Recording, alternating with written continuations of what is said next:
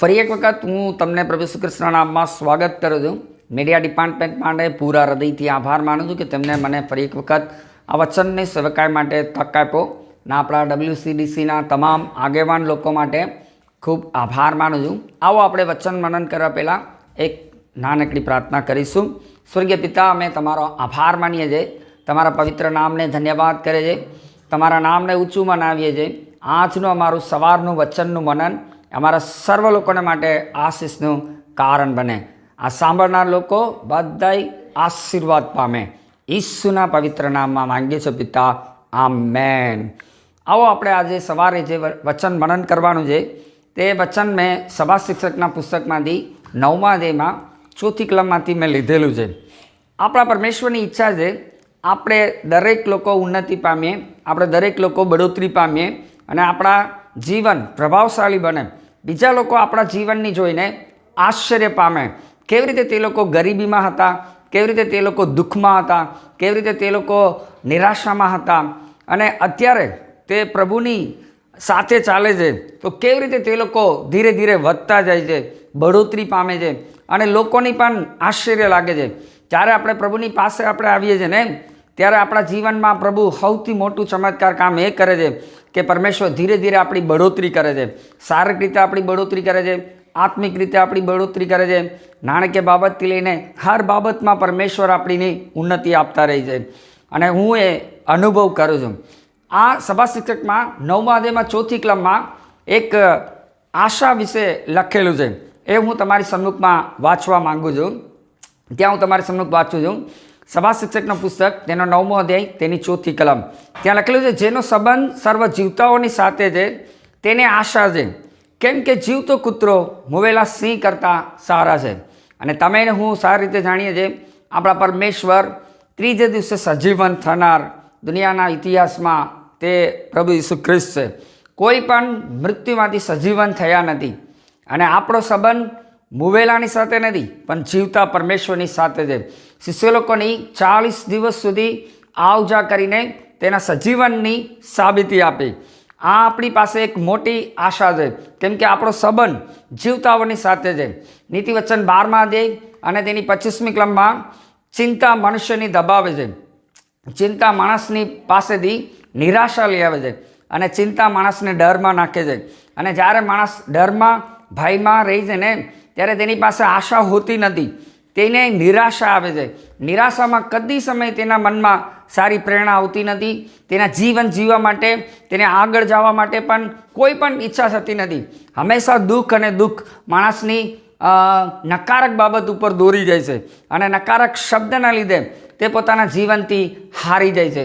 હું તમને બીજી એક બઢોતરીનું એક વ્યક્તિ બાઇબલમાં બઢોતરી પામ્યા તે વ્યક્તિને આપણે જોઈએ તો તે વ્યક્તિ સામાન્ય હતા, ભરવાડ હતા, ઘેટા બકરાની પાછળ ચારનાર એક ચરવાહ તરીકે તે કામ કરતા હતા. તેને તમે સારી રીતે જાણો છો, તે છે દાઉદ રાજા. બીજો સમય પુસ્તકમાં 23મા અધ્યાયમાં 1લી કલમમાં એવી રીતે લખેલું છે, જેણે પરમેશ્વરે ઊંચા કર્યા. બાઇબલમાં લખેલું છે, ઇઝરાયલના ગીતોમાં તેની કીર્તિ ગવાતી હતી અને યાકૂબના દેવે તેને અભિષેક કર્યા. આ છે આપણા બઢોતરીની ચાવી. એટલે કે દાઉદ બાઇબલમાં લખેલું છે તે ધીરે ધીરે પ્રખ્યાત થતો ગયો. દાઉદની સેના દેવની સેના જેવું થતું ગયું. અને બાઇબલમાં લખેલું છે, દાઉદ રાજા જેવા અત્યાર સુધી કોઈ રાજા થયા નથી. દાઉદ એક સક્સેસફુલ રાજા હતા. દાઉદે પોતાના જીવનમાં કદી સમય હાર માની નથી અથવા હાર્યા નથી. આપણે સારી રીતે જાણીએ છીએ તેને ગોલિયાતની મારીને પછી બધા યુદ્ધ ઉપર તેને ફતેહ મેળવી અને વચમાં તેને એક પાપ કર્યું અને તે પાપ તેને અંગીકારની બાબતમાં લઈ આવ્યું અને તે પછી બાઇબલ તેના કોઈ પણ પાપ વિશે બતાવતું નથી. પણ દાઉદ આપણા માટે સક્સેસફુલ એક વ્યક્તિ છે. આ બીજો સમયલ પુસ્તકમાં 23મા અધ્યાયમાં 1લી કલમમાં લખેલું છે, ઇઝરાયલના ગીતોમાં તેની કીર્તિ ગવાતી હતી. હું તમને જણાવું છું, ગીતશાસ્ત્ર 150 એ દાઉદે લખેલું ગીત છે અને આજે પણ આ ગીતશાસ્ત્ર આપણે બધા વાંચીને અને તે ગીતશાસ્ત્ર પ્રમાણે આપણે સ્તુતિ કરીએ છીએ, આરાધના કરીએ છીએ અને આપણે પ્રભુના નામના વખાણ કરીએ છીએ. આ ગીતશાસ્ત્ર પ્રભુની વખાણ કરવાનું ગીતશાસ્ત્ર છે. પ્રભુની સાથેને એક સંબંધ વિશે બતાવે છે તો દાઉદ કેવી રીતે પ્રખ્યાત બન્યો, દાઉદ રાજા કેવી રીતે સફળ બન્યા, દાઉદ રાજા કેવી રીતે મોટા બન્યા, તેનું એક જ રહસ્ય છે. દાઉદ રાજા સ્તુતિ કરનાર વ્યક્તિ હતા, દાઉદ રાજા પ્રાર્થના કરનાર વ્યક્તિ હતા. એને લીધે દાઉદની પરમેશ્વરે બહુ જ ઉન્નતિ આપી અને દાઉદના જીવનથી આપણને પ્રેરણા મળે છે. દાઉદ ગીતશાસ્ત્ર 119 અને 164 ત્યાં એવી રીતે લખેલું છે, હું રોજ ઉઠું છું અને ઉઠીને એક કાર્ય કરું છું, હું 7 વાર તારી સ્તુતિ કરું છું. તમે ત્યાં એ વચન વાંચી શકો છો.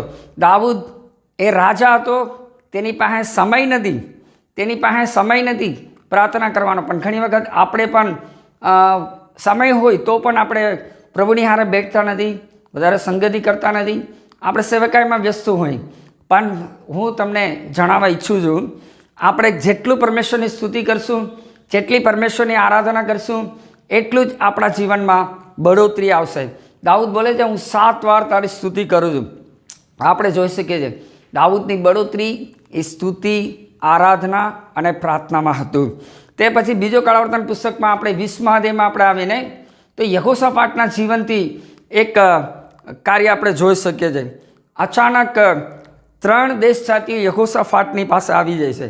તેમાં આપણે વાંચીએ છીએ બીજો કાળાવર્તન પુસ્તકમાં 20મા અધ્યાયમાં 1-2 કલમમાં એવી રીતે લખેલું છે, અમોનીઓ, મેવુનીઓ, અરામી લોકો એ યહોશાફાટની પાસે યુદ્ધ કરવાને માટે આવી જાય છે. અને તે જ અધ્યાયમાં આપણે જોઈએ ને તો બીજા 22મી કલમમાં આપણે વાંચીએ ને, યહોશાફાટ પરમેશ્વરની શોધ કરવા લાગે છે. પણ યહોશાફાટની સૂચના આપવામાં આવે છે પવિત્ર આત્મા દ્વારા. તે સૂચના એ હતી કે તમે યુદ્ધના મેદાનમાં પવિત્ર વસ્ત્ર પહેરીને સ્તુતિના હથિયાર લ્યો, ડફ, વીણા, સિતાર, ડફ એ લઈને તમે યુદ્ધના મેદાનમાં તમે જાઓ. અને યુદ્ધના મેદાનમાં તમારે કંઈ કરવાની જરૂરત નથી, કેવલ પરમેશ્વરની સ્તુતિ કરો. ત્યાં બીજો કાળાવર્તન પુસ્તક 20મા અધ્યાયમાં 21મી અને 22મી કલમમાં આપણે તે જોઈ શકીએ છીએ. તે લોકો સ્તુતિ કરવાનું પ્રારંભ કર્યું, એટલામાં તો પરમેશ્વરે તેમના શત્રુઓને હરાવી દીધા. હો શકે આપણી આજુબાજુ શત્રુઓ અને વિરોધી લોકો આપણીને હેરાન કરતા હોય, આપણી આસપાસ બહુ જ વિરોધી લોકો હોય કે જેની આપણે હારી જઈ, આપણને નિરાશા આવી જાય. પણ આપણે એક બાબતની ધ્યાન રાખવાની જરૂર છે, કેમ કે જેનો સંબંધ સર્વ જીવતાઓની સાથે છે તેમને આશા છે. અને આપણી પાસે આશા છે, જીવિત આશા છે.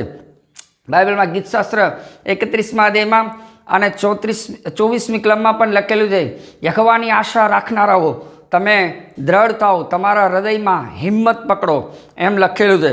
પરમેશ્વરની સાથે આપણા જે સંબંધ છે તે સંબંધ આપણને દરેક બાબતમાં જીત પમાડશે, દરેક કાર્યમાં આપણીને વિજયવંત બનાવશે. અને આપણે કદી સમય નિરાશમાં નહીં આવી, પણ શૈતાન હંમેશા તમને ને મને નિરાશમાં નાખવાની કોશિશ કરશે. શૈતાનનો હથિયાર નિરાશાનો હથિયાર છે. પણ આપણા પ્રભુ આપણને હંમેશા ઉત્તેજન આપશે, તેમના વચનો દ્વારા, તેમના સૂચના દ્વારા, પરમેશ્વર તેમના પ્રબોધકો દ્વારા આપણને હંમેશા માર્ગદર્શન આપશે. અને પ્રભુનું વચન કદી સમય નિષ્ફળ જતું નથી. બાઇબલમાં લખેલું છે, ભૂમિ પર વરસાદ પડે અને તેને લીલી કર્યા વગર રહેતું નથી, તે રીતે પરમેશ્વરનું વચન પણ પ્રભુના મુખમાંથી નીકળે તે સફળ થયા વગર રહેતું નથી. આવો આજે આપણે પ્રાર્થના કરીએ, આપણું માથું નમાવીએ. આજે કોઈનો જન્મદિવસ હોય, કોઈનો લગ્ન દિવસ હોય, પ્રભુની આગળ પ્રાર્થના કરીએ. સર્વશક્તિમાન પરમેશ્વર, અમે તમારી સન્મુખમાં આવીએ છીએ. પ્રભુ તમે મહાન છો, સર્વવ્યાપી પરમેશ્વર છો.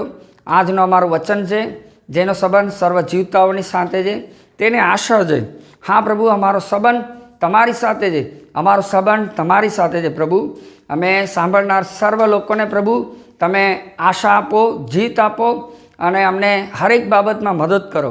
અમારી સફળતાનું કારણ તમે છો પ્રભુ, કેમ કે તમે જીવિત પરમેશ્વર છો, તમે જ પ્રભુ અમારા પ્રભુ છો. તેને લીધે પ્રભુ અમે તમારા પર આશા રાખીએ છીએ. તમે એમને આશીર્વાદ કરો. જેમનો જન્મદિવસ, લગ્ન દિવસ હોય તેમને તમે આશીર્વાદ કરજો.